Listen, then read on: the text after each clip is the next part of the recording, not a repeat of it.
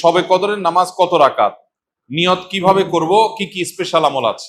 লাইলাতুল কদর বা শবে কদর যেটাকে আমরা বলি, এই লাইলাতুল কদরে দাঁড়িয়ে বেশি বেশি নফল নামাজ পড়বো আমরা।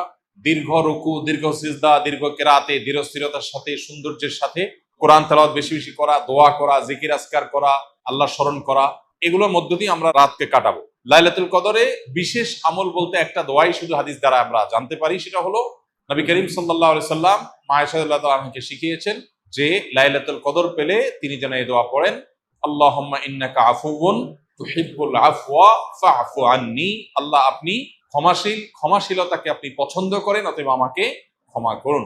এই দোয়া আমরা বেশি বেশি পড়বো। এর বাইরে লাইলাতুল কদরের বা শবে কদরের আলাদা কোনো নামাজের ফরম্যাট নাই যে এত সংখ্যক রাকাত পড়তে হবে এবং প্রথম রাকাতে অমুক সূরার সাথে অমুক সূরা এতবার, দ্বিতীয় রাকাতে তমুক সূরা এতবার, এরকম কোনো বাধ্যবাধকতা নেই।